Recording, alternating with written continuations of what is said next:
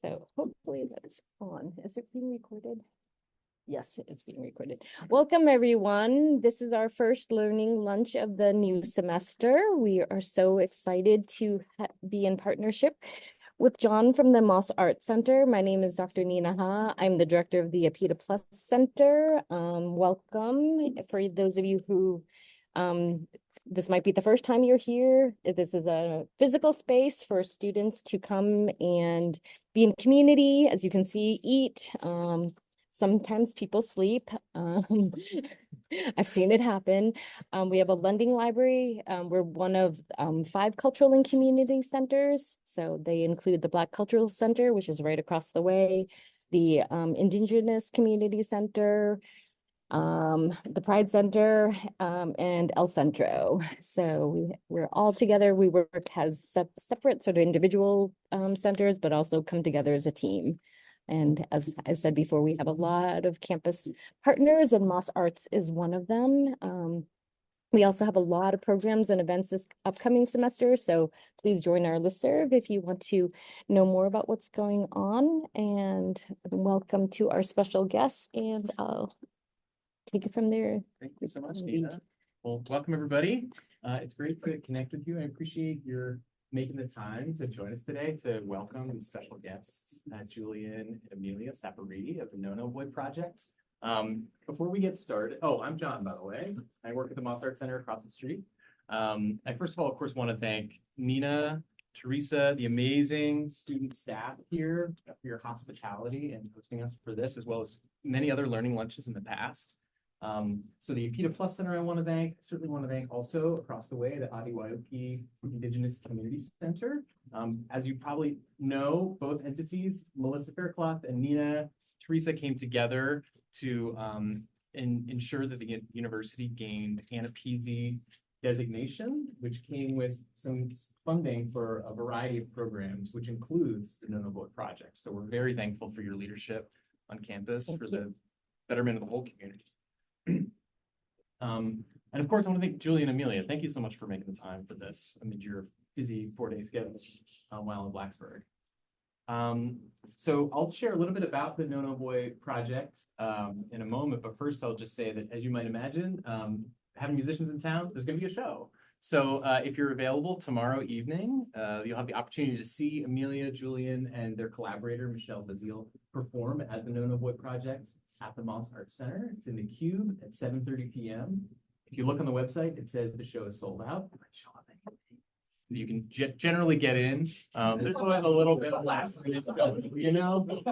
Should we do that every time? Said that, but it's always worth showing up. Yeah, and for folks tuning in through the OWL, through Zoom, it's good to have you here. Thank you. I'll share, for those who have attended learning lunches before, as you know, the format is a informal conversation. We'll learn a little bit more about the professional and personal journeys of the guests who participate in this series. So any bio I'll share, I'll keep it brief. I also don't want to embarrass you by reading out many accolades, but I'll just briefly say that Julian and Amelia, as I said, as part of the No No Boy Project, have been producing original music. It's manifested in 3 albums, the most recent of which is called Empire Electric, which is fantastic. I've had it on heavy rotation the past couple weeks. The project grew out of Julian's doctoral study at Brown University, manifested in music, as well as, of course, theoretical analysis of what the No No Project aimed to do.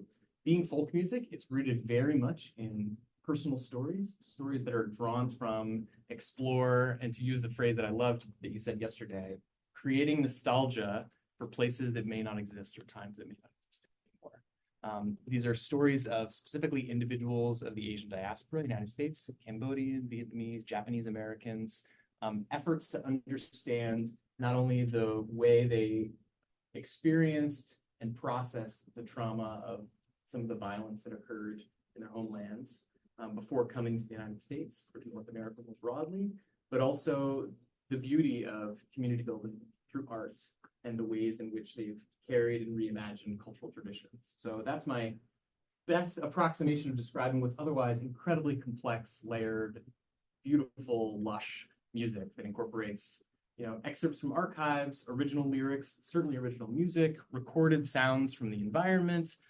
There's so much to unlock within their music. So I encourage you, even if you can't make the show tomorrow night, check out their albums. It's really beautiful work that just rewards deep listening. So that being said, thank you again. And maybe to kick things off, as we typically do, if you just take a moment to share a little bit about your personal and professional journeys, how did you get to where you are? Sure. Well, you want to start from where we are now and work backwards? Yeah. So we live in Portland, Oregon. Amelia and I are married, and we are also artistic collaborators. Amelia is, I'm very lucky to have her because she doesn't do all of these residencies or university visits with me. She's currently a third-year law student, Lewis and Clark in Portland, Oregon. She's taking off this semester so we can do one more big national tour to share this work. The project, like John said, it's sort of this it's really a homework assignment gone awry, is what it is, I'll be honest with you. And we can get into that in a second, but anything you want to add about where we are and before we start at the beginning?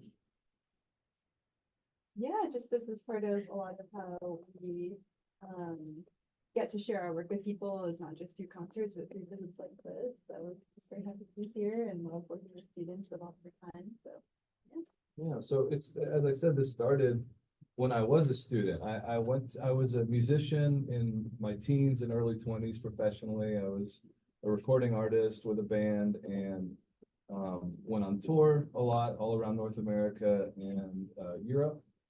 And it was a very cool job, but I got tired of it by the time I was in my mid-20s, I suppose.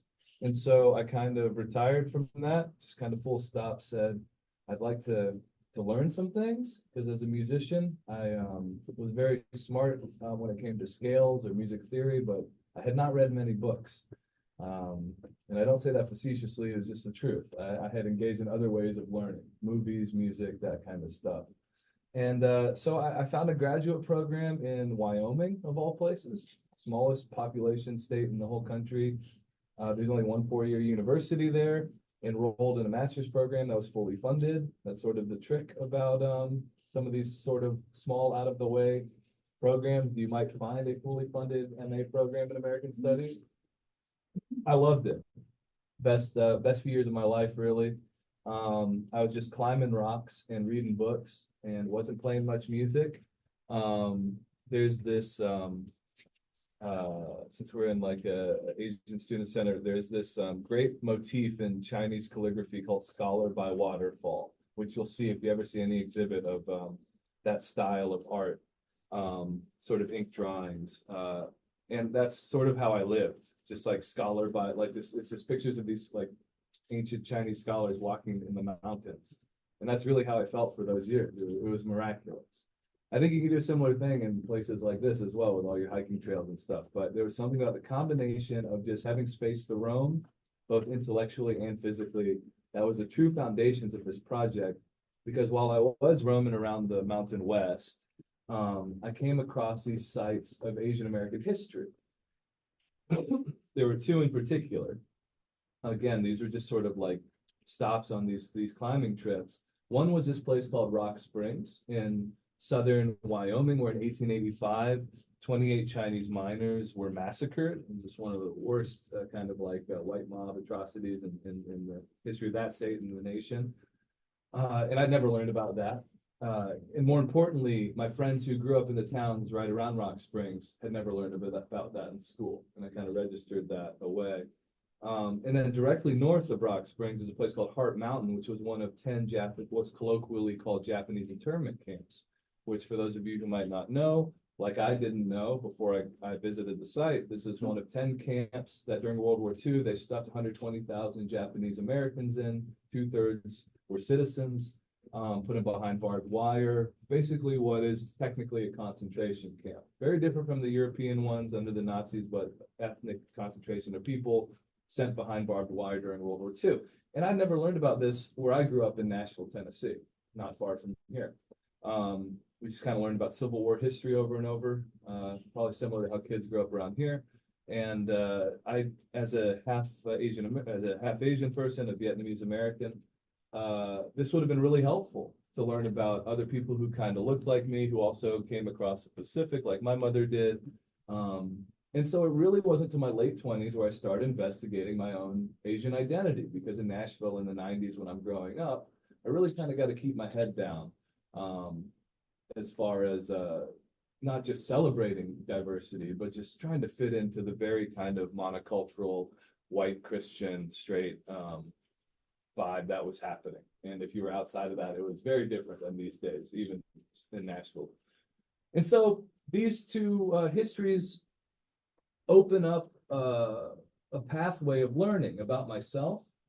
You know, it's through the Chinese American, Japanese American, Filipino American histories that I could go find as a scholar, that I start asking questions about my own family, about the American war in Southeast Asia beyond just a crisis of white masculinity that is well documented in Hollywood films, the people who actually suffered from it in Laos and Cambodia and Vietnam, learning more about the Asian diaspora fully, the South Asia, Southeast Asia, not just the richer East Asian diasporas that get more of the coverage. And then along the way, I'm somehow find myself at Brown University in Providence, Rhode Island to do a PhD, which I had never, ever considered as someone who was an indie rock musician. Just kind of fell ass backwards into that. They let me teach at Wyoming because, again, more antelope than people in that state, not a lot of teachers. And they let someone who just had a master's just kind of pony up and teach some honors freshman courses.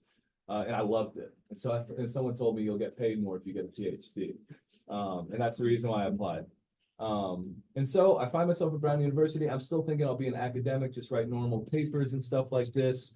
But then somewhere around the fall of 2016, some things happen in our culture. I really doubled down on wanting to tell these stories I'm learning about people making life in refugee camps or old concentration camps or immigrant stories, these kind of small stories that were really powerful to me. I wanted to share them with more people who might not have learned about these things in high school. And so I start writing songs because that is, of course, how I see the world. That was my job. That will always be my main way to communicate with people. It's what I'm most skilled at. Little insider knowledge, no academic's actually skilled at writing academically. It's not actually a form of writing. It's just something we have to do to get our degree. And I think having had a whole nother career and feeling a lot less pressure than maybe most academics, I said, fuck it. I'm just going to write songs. And I found a almost retired advisor who would let me do that. And it was pretty cool. And when that started, that's how I met Amelia. Yeah, I'm originally from Baltimore, Maryland, and I ended up going to Brown University as an undergrad where I studied sociology, kind of growing up multi-racial in a place that did not have much of like an Asian community. I think it was sort of like raised a lot of questions that fit neatly into sociology once I got to undergrad. And also I always loved doing music and different forms of visual art in different ways. So I ended up meeting Julian, just sort of knowing of each other in the music department, which is a relatively small community. And he was recruiting musicians of different kinds to fill out the first iteration of the Nonoboy project. Oh, thanks so much. Just to sort of like see what the songs would sound like, how he might arrange them for recording, these kinds of things. So that was how we met. And it was super exciting for me just seeing these ways that like all these things that I was really interested in. I thought I was going to do like museum studies or something like that. History, culture, art could all and music could all come together in this really fascinating way, and in a way that also made me like start asking my grandpa from Taiwan like more questions about his life and things like that.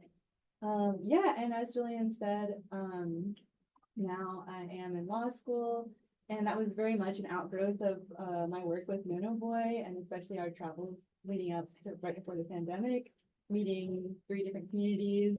Namely, we went to a conference of Japanese American World War II veterans and hearing about how some of them were like drafted while living in internment camps. So it was just like kind of mind blowing.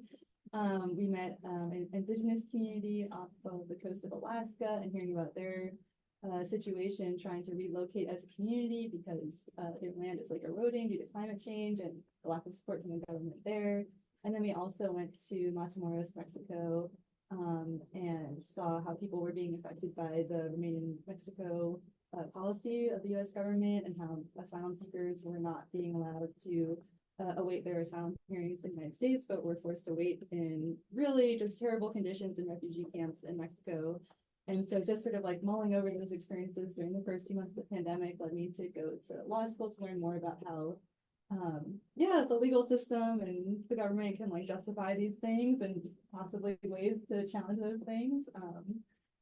And then I've also gotten to become like a music video director and stage costume designer and graphic designer through this project.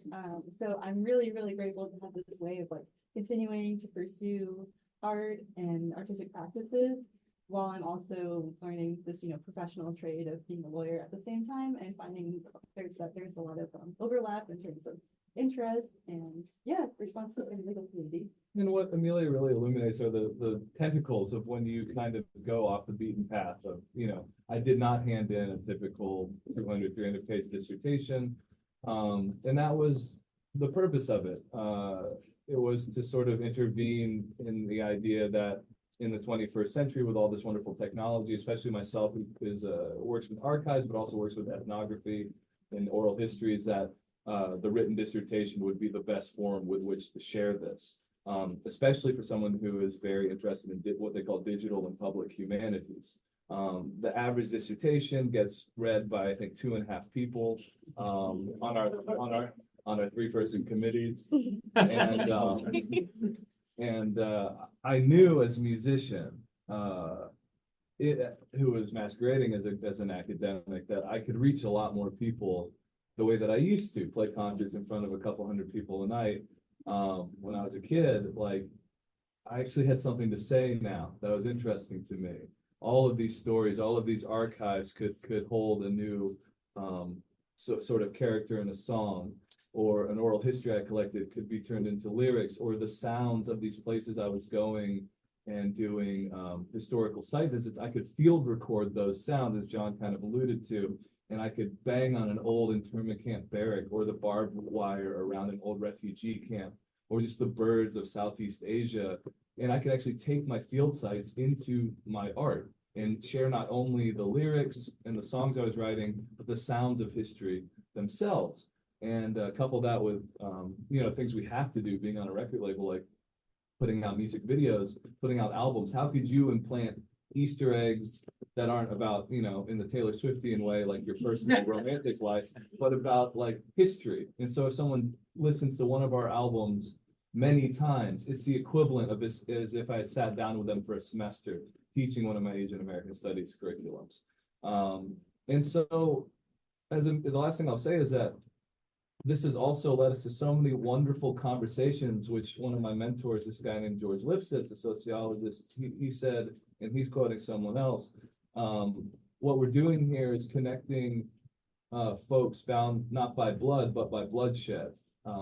It's quite dramatic, but it hits the nail on the head. So the overlapping histories of indigeneity near a old Japanese concentration camp in Southeast Colorado is the subject of one song, or like Amelia said, our embedded residency in a 600-person village on a sinking barrier island, thinking about the intersections of ecology, indigeneity, colonialism.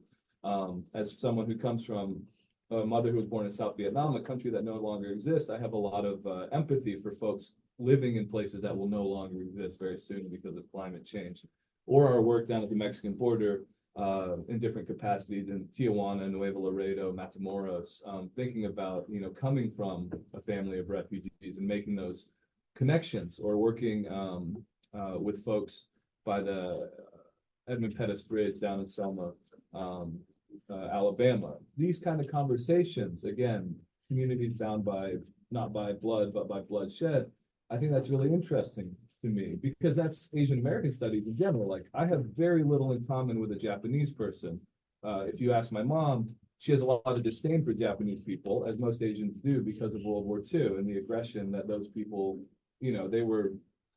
it's kind of forgotten in a way, but an empire unto themselves. And the clash between, we look at the map right there, a lot of what leads to the things that I study, specifically whether it's the Vietnam War, the continuing ongoing US imperialism or occupation in spaces of Asian territory throughout the 20th century starts with one empire, the American Empire and the Japanese Empire, kind of meeting in Hawaii and then the Philippines, and all those places.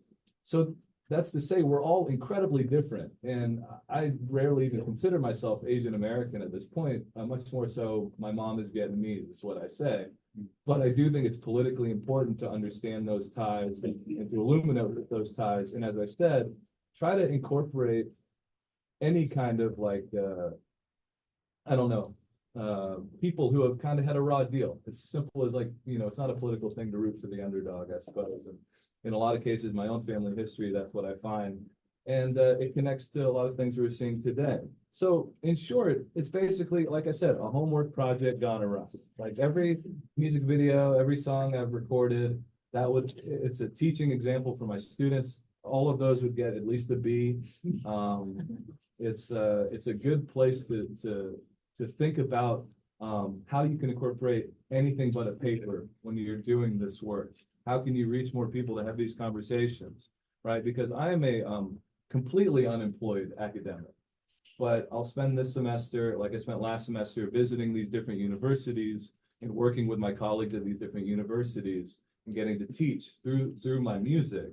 So in that way, I think it's quite successful and interesting. And I do encourage, whether it's my colleagues or other students, to try to look at what we do as sort of a model, employing creativity to channel really, really strenuous archival research, historical research, because there is so much inspiration to be found for the artist. And as the academic, you can reach so many more people than, as I said, the 2.5 readers of your dissertation. So that's our spiel. Yeah. Thank you. Thank both you. So much. So I have a handful of questions that I'd love to ask you. And of course, I'd love to open it up to the room for the questions that folks have as well, hearing you describe your path. I would be remiss if I didn't say what we typically say. If you haven't signed in, please sign in. That is, I know it sounds like a small thing, but that's how we sort of demonstrate that these programs have a high degree of engagement. It helps us be able to, I should say, it helps the Akita Plus Center ensure that they can offer that kind of hospitality that they have today. Thank you again. So just want to put that plug in there before I forgot. Wow, there's like so much I think that we can explore in what the two of you just shared. There's one question I have that's kind of practical, pragmatic question, and one that's kind of more philosophical. And I think I'm going to start with the practical one. So I imagine that there are a number of students and faculty in here that have a lot of interests that might on the face seem different, or skills that might seem different, or maybe even incommensurable. But something the two of you embody so much is the ability to sort of bring together and maintain distinct interests. I mean, the fact that you're in law school and take a break off to be able to work the project is one example. The fact that you thought strategically about which advisors to work with so you could make your scholarship manifest in the way that you really need it to be through your own artistic voice is another example. My question is, what advice might you offer for folks in the room that are juggling competing interests that perhaps the institutions they're coming in contact with are requiring them or strongly imploring them to like follow one little path? What advice would you offer for how they could sort of maintain a hybrid connection between those different? I think you're worse at this, so do you want to start? Yeah, so I definitely say I struggle more with this. And I feel like the first step is just ask yourself, like, how am I doing? Am I okay? Like, how is this environment making me feel? And I think doing that like values check is a good starting place to see like, okay, what can I change to like have like so I can like better prioritize my physical and mental health, these kinds of things. So that was something where for me choosing a law program that I knew was very like community oriented and which seemed very friendly towards like either like part-time students or like having this ability to take a semester off. That was a big decision I had to make. I also got into like a prestigious California law school that was like, you know, probably like 90 ranks above where I'm at now. And it was just like this mental calculus. I mean, it was a really tough decision to make, but just knowing like the kind of environment I needed to be able to like maintain a lifestyle where I could like be happy and could graduate from my grad program not feeling like totally burnt out, but still like excited to like be a lawyer. That was like one of the things I really tried to focus on when I would do like interviews at these schools or like shadow the classes, things like that. So I think like if you are considering any grad programs, like I think just building in what your daily life is really going to be like and what other things are also important to you outside of graduate school, and is that program going to allow you to like continue to maintain that? Yes, it's definitely been hard, and I was saying to John too, I guess yesterday, like part of it is just like now that I do have like some flexibility with my schedule, like when I am in school, putting band rehearsal on the calendar, like blocking out hours every week, treating that just as sacredly as like going to class. Like this is not something that I'm like putting on the back burner until I'm done, because that's like 3 years of my life that I could be like building, and doing things that are like exciting to me.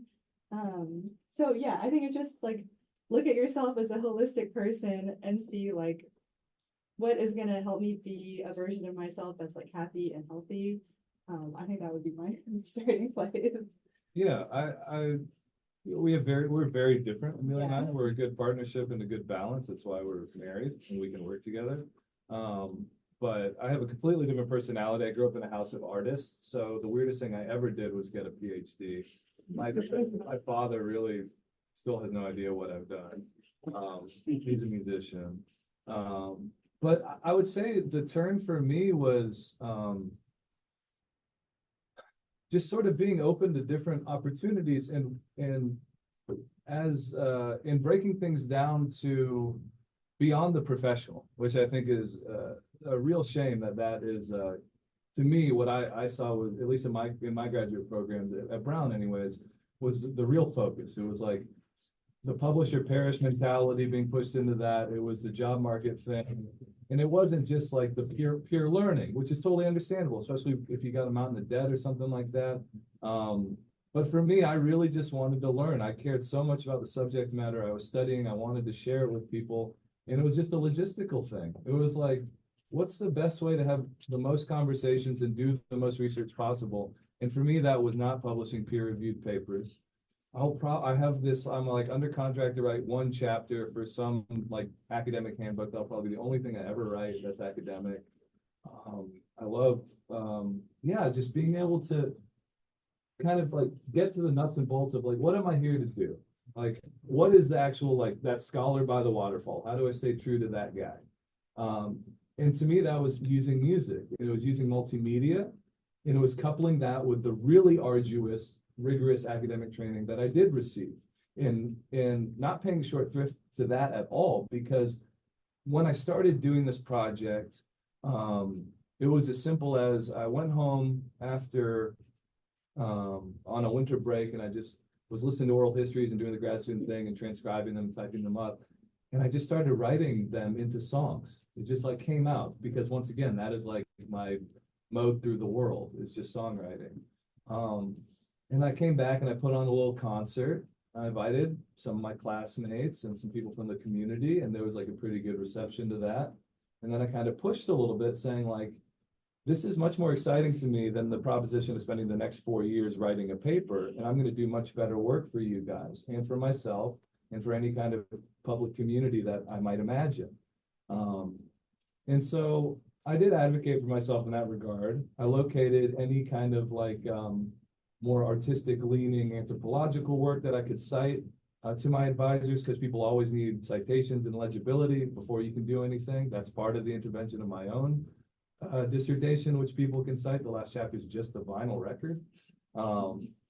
And it was magical, because I did 4 times as much research as I would have as a normal grad student, because I knew there was some artistic place to go, because there was something so fulfilling. And then I could take that on the road. While I was still in grad school, I was touring around, going to universities, but also just bars back in Wyoming, sort of Trojan horsing these histories into like the Cowboy or the Buckhorn that I used to hang out at and drink at when I was a grad student there. And, I'd have some person who votes completely different from me in a place I'm not from come up and say, wow, I never knew we had an internment camp in our state. That's really rough. And that was kind of proof of concept. And then on the legibility for people like us in this room, the intellectuals, folks, like, I work for the Smithsonian. That's like my record label, Smithsonian Folkways. We have all these NPR interviews and stuff. It's like legit.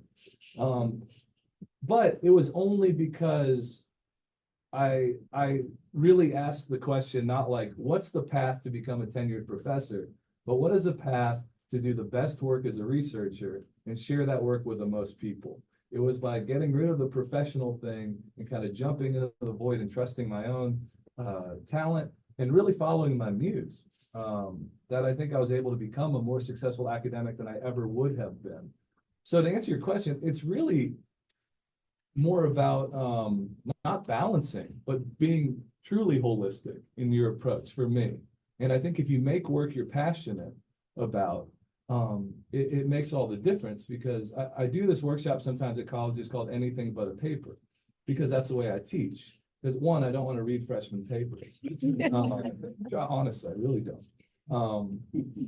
And that's because no college kid, correct me if I'm wrong, has ever, like at the end of a term, gone to the bar or the milkshake shop or whatever you go do, the boardwalk over there, sat down next to their buddy with like an ice cream or a beer and said, hey dude, so I just crushed this 30-page research paper.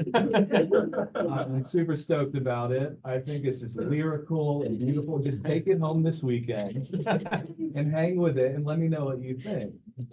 But I have seen, for instance, when I was like a visiting prof at Colorado College, I wouldn't let my students in my Asian American intro course do a paper. They had to do something. If they wanted to write, they had to write like a journalist or whatever kind of writer they wanted to be.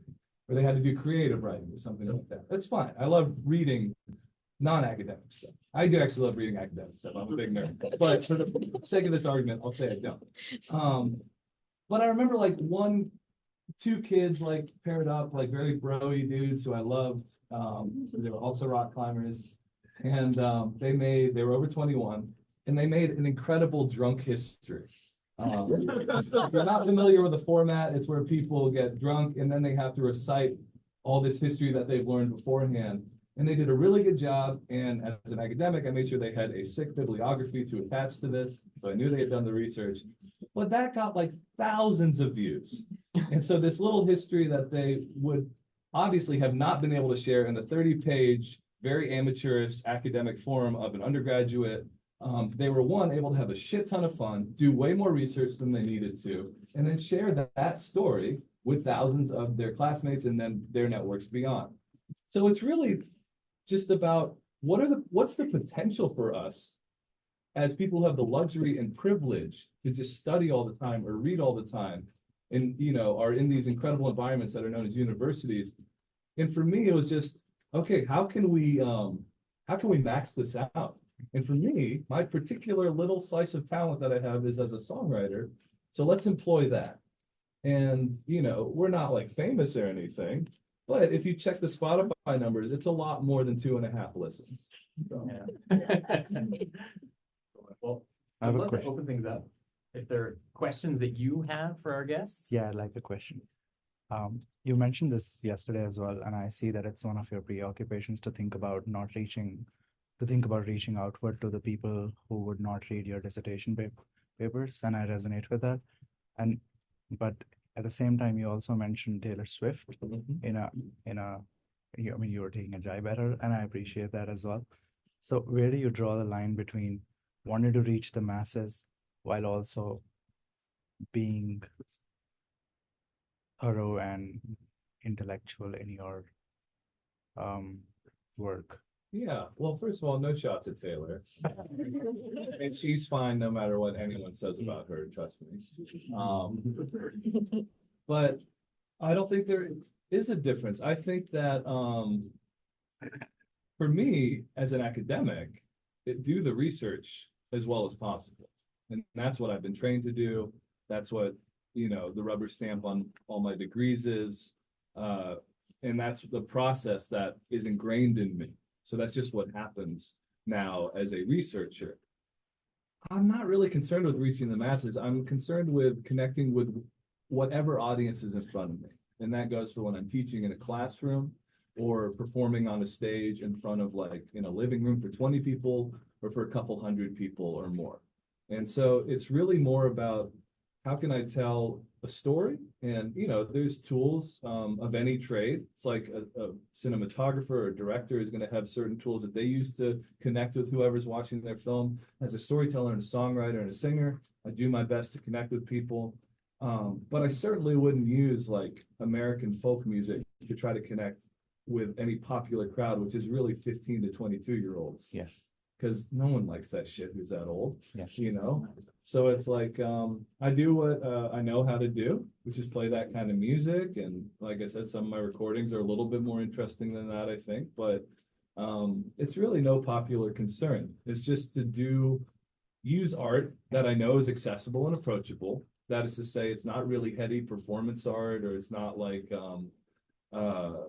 new technique classical music, and it's not some impenetrable academic lecture. It's simple. It's like, again, how do I simplify what I'm trying to do? I found these stories that I think are cool. I did all the research that I could possibly do on it in the most ethical and thorough way possible. And then what of my very small talents in this world can I use to then share it with this room full of people, And I think you've also said that like your favorite venues to play and sort of what you had in mind in creating the project is like a living room setting. Yes. So this idea of like intimacy with the people, you're like, it's kind of a bit of a conversation where like maybe the concert begins conversation, but there's always like a back and forth afterwards.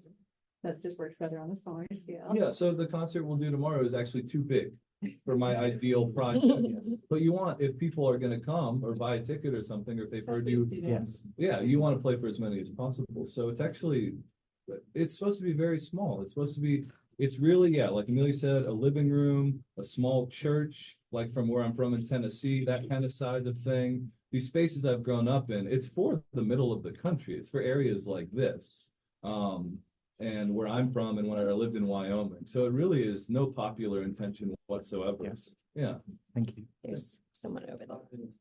I had a quick question. So my question was, in the previous conversation, we talked a lot about finding ways to express creativity and how there are different avenues for finding enjoyment out of learning. But I think my question is, in an environment that may suppress creativity. Okay. In an environment that may suppress creativity, how do you express creativity? So again, I think if that really hurts you and you feel like you're not getting the most out of your environment, that's like an honest conversation. You should be checking in once a week or once a month, and you can change that most of the time. There are practical concerns, and you're not always going to have a space that's just like ideal. So you might have to sacrifice like the creativity if you want to make it through a program or the first couple of years of a job or something like that. But I find that like there's usually enough time, even if it is the most suffocating place as far as creativity goes. If you want to pursue creativity outside of it, there usually is time. And like for me, I got rid of my phone. That opens up a lot of time. That might not be a sacrifice you want to make in your life, but there is time. I guarantee you, if you look at your screen time on your phone, there's 30 minutes a day with which to practice creative practice, which is actually a lot of time in a week and in a month and in a year. Yeah, I mean, part of the reason, like, I can't go around and fix individual programs, but I can hopefully, provide a proof of concept for what happens when you let someone off the leash in an academic program and let them use the creativity they bring to it, and be something to cite to an advisor or to, like if you have an idea for trying to get a grant or something like that, or what have you.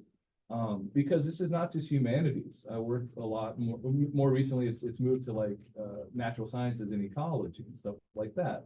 And there's a lot of need in that field to produce more public facing work. So it depends who you got. If you got a real uptight advisor or something, there's nothing I can do about that individual, except for to provide just a little bit of a roadmap to advocate for yourself, have a good concept. For me, I had to do it outside of the academy before I brought it back in and showed my proof of concept to my advisors and, you know, got any kind of like leeway to do it. But yeah, sometimes it's tough, but I think a lot of times, most people, if you can state your case and show a little bit of proof of concept, and if they're, especially if they're more quantitative people, there is a lot of research on, okay, this is the metrics that we've reached this many people doing it this way and employing creativity versus not. So it depends what's important to people. Yeah, and I think what you said about how you started your project that became your dissertation is really important too, which is like a lot of people are like, oh, I have to wait till I get like a big enough grant or until I have like the perfect fleshed out idea or something. But instead, I would say just like scale down and see what you have around you. Being at a university is such a resource because there's like equipment you can rent a lot of times or studios space and stuff like that. So it's just like make what you can make at like whatever scale is accessible to you without any additional resources. And then bring that in and say like, see, this is what I can do. And like, if I had even better resources, like think like this would be like the next step or something like that. Which yeah, it's tough because you're still like maybe not getting like the support that you would want or need to like develop those ideas. But I think, yeah, it's just a matter of like, yeah, just doing as much as you can with whatever you have. And yeah. Yeah, and seek out other creative people, even if they're nowhere near your university or program, to be inspired. Like when I'm around other artists, when I go to the museum, that sort of pushes it back against the like, man, I really should have gone like the tenure track route. I should be on the job market right now. It's like, no, man, I actually make a living doing art. That's crazy.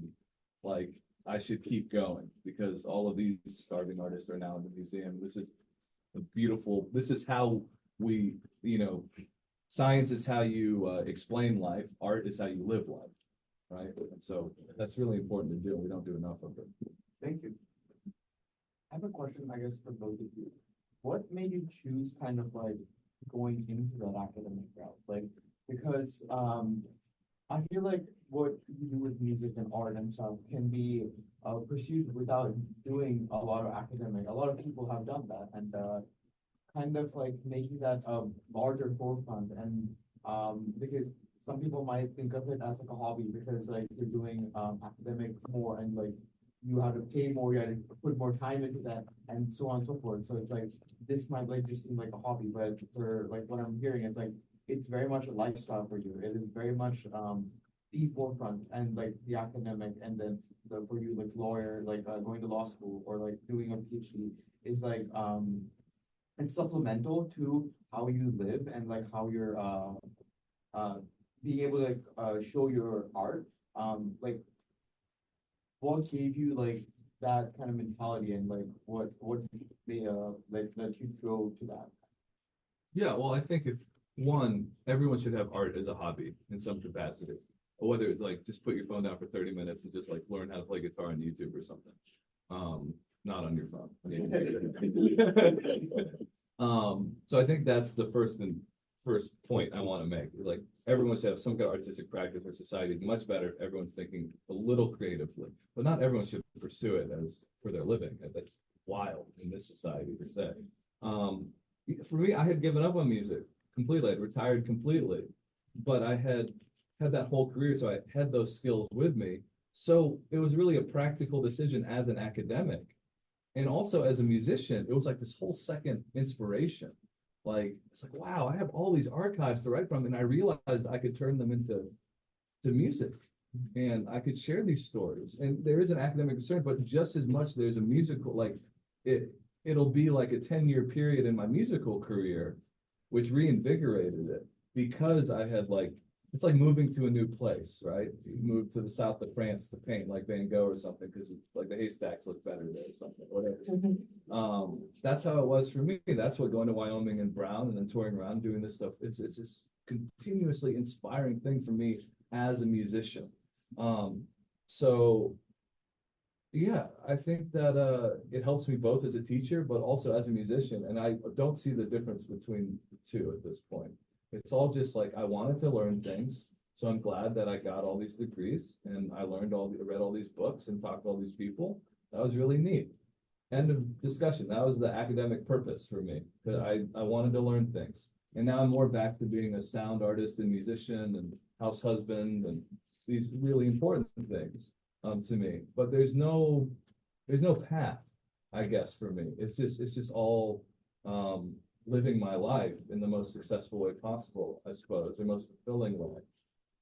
You probably have a very different answer to this. Yeah. Well, I realize that I'm in a room with a lot of Asian American students, so perhaps you might be able to relate to this a bit. But growing up for me, it was very much like just assumed I would go to college and probably also grad school, and that, you know, it's great that like I'm taking like violin lessons as a kid and all that, but obviously these things are like, you know, extracurricular, not really like a career path. And that was something that was really tough for me, like especially when I got to college and like really like fell in love with songwriting in like a deeper way, and like really wanted to spend more time doing music and considering a career in music and having those difficult conversations with my parents. And yeah, so sometimes I feel like, oh, I just like sold out and went to law school and I'm not doing exactly what they wanted all along. But what helps me sleep at night is that I really feel like I got to do it on my own terms, and that and yeah, like I was saying, like choosing the program that I chose, just sort of thinking about like very much differently than I treated my undergrad, which in hindsight I would do very differently in certain ways, and spending less time on homework and stuff like that. Being one of them. Yeah, just remembering like even though I am in law school, I'm still all the things I was before I started law school. I'm much more than a law student, and yes, I also need constant reminders of this, such as like reminders to eat lunch because I'm still like a human. But I think, yeah, that's been, yeah, just really important to like still treating myself as like I'm still an artist, I'm still a musician, I'm still, yeah, a wife and like all these other, you know, a family member, all these things that like make life meaningful outside, and like that those things are like with my whole calendar system, it's like making sure those things are equally prioritized in terms of time.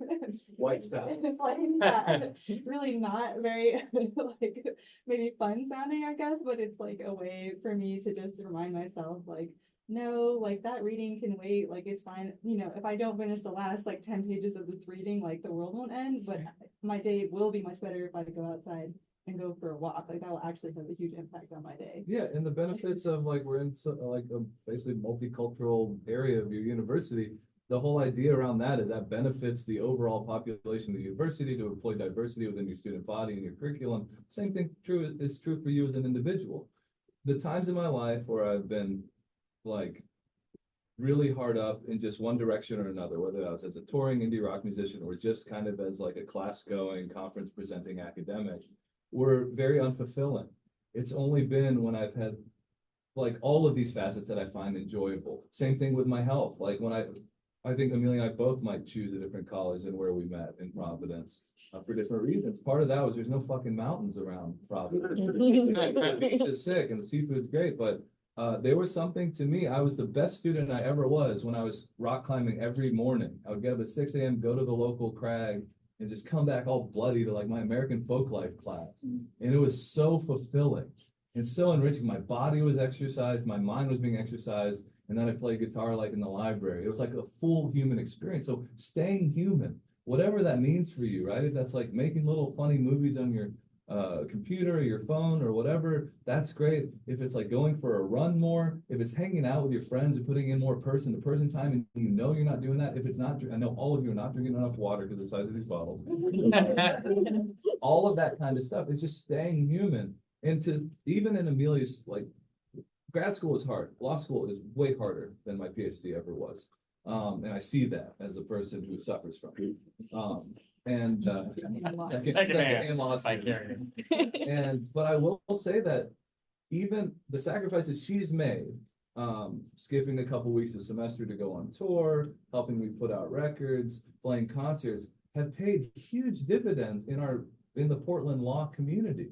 Like the people who have come to our concerts there's a lot of True, lawyers. I've gotten a lot of like coffees and lunches out of like the Nona Boy connection, Yeah. connecting with lawyers in the community. Yeah, and I think that's because they see that this is a like we're well like kind of rounded people. We spent time down at the border, like as part of our musical practice, but also our academic practice and Amelia's burgeoning legal practice, right? All of these things. And it's made real interesting collaborations. Like one of the things while Amelia's on leave this semester, we're going to be doing is that we're working with this really incredible guy who comes to all our shows. He's really spearheaded the reason why in the legal community, the Oregon death penalty is no longer a thing this last year. This guy named Jeff, amazing lawyer. He's become like a mentor to Amelia and a good buddy. And we're working with him to petition the Oregon Supreme Court to sort of recognize and apologize for all the really anti-Chinese rhetoric that they offered in previous rulings, like throughout the 19th century and 20th century and stuff like that. So this is like, there are professional like benefits to being a diverse, well-rounded human being. And I think you're just happier too. And for me, like I'm getting older and that's kind of the only important thing in life is my health and happiness and making sure we have a little change in the bank to pay rent. But all of that, like, yeah, it all comes from like I said, the diversity that a place like this brings to a university is very important because it helps balance things. You yourself are a microcosm of that. And how are you out of whack right now? That's a question I try to ask every day. Yeah. I think we have time for one more question or comment. Anybody? Yes. Yeah, my question's on finding community. I feel like you guys are, in both worlds, both academically, professionally, as creatives. Do you find that you kind of just have to take a little bit from each of these communities that you're kind of standing in, or do you guys find that there's like ways to connect with other people who are similarly oriented or thinking about branching different, very disparate areas? You found community through your law school, right? Yeah, I think, that's like the easiest way is through something structured like that. But I think like for us, I feel like more like we get to host a community when we have the concerts, and that's a very mixed group of people in terms of like backgrounds and professions and things like that too, of like creating a space for different communities to come together. I think Julie mentioned this, but we moved to Portland like 3 weeks before lockdown started. So I feel like we're still sort of getting to know like who our community in Portland is. And so far it's been a range of creative people and people through law school, people we've met through sort of shows and music communities. So. Yeah, I don't know. I'm also like a dude in my 30s, and that is like a hard time to make friends with people. You're here. We don't have like the easy brunch equivalent. It's hard to saddle up to the bar and like, hey brother, how are the Trailblazers doing tonight? Let's hang out this weekend. So yeah, and also like a lot of I don't know. I think community is difficult, and I also like that's a term that I moved away from a little bit as well throughout this project. Like this project started as a much more activisty, intellectual, community organizing project in especially the AAPI community. But a lot of, I don't know, I've changed a lot throughout it, and the music has reflected that as well. Like it's become a lot less concerned with the political and telling more personal quotidian stories. It's also a lot more Buddhist than it ever has been. And I don't know. I'm kind of in process of that. I don't have like Amelia said, it's been a lonely few years. I think it has for everybody, But if you're a college kid or a high school kid that you have to go through the pandemic doing that, God bless you, because that sucks. It was tough for approaching middle-aged bro like myself to do that, even being married to my best friend in the world. So it's community is always hard. I guess we do find it through our concerts and things like that, but maybe I just take that for granted. Or maybe I'm kind of like an old curmudgeon at this point too, so it's not that important. You're not dying for friends. I'm not dying for friends, but I would like a buddy to go to the Trailblazers again. But yeah, thank you for that. Thank you so much for coming, and we're so excited for those of us who have tickets. We're really excited for your show.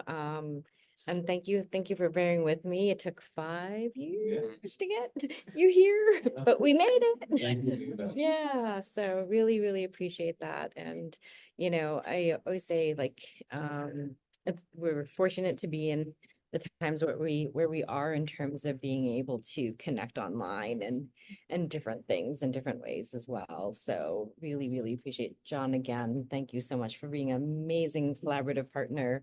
We have another event with Moss in April, right? Yes. Yes. Yeah, we'll be welcoming some artists with a project called Small Island Big Song, which is a collective of 9-10 musicians from a series of different islands throughout the Indo-Pacific. It's a really powerful project. We'll certainly hear more And about they're that going to be soon. coming to Yeah. our learning lunch as well. So we're really excited. So it'll be online if you want to join virtually. But just thank you. We have a lot of events and programs. Big one, shout out to Teresa, who started the nail salon series. So you get your nails done and talk about all things community based and whatnot. So always fascinating, but thank you for the students. You're wonderful. I couldn't do this without all of you. So really appreciate that too. Get some more food. There's still food left as well. But thank you. And for those of you who need, just join our listserv. Thanks for coming, guys. Thank you.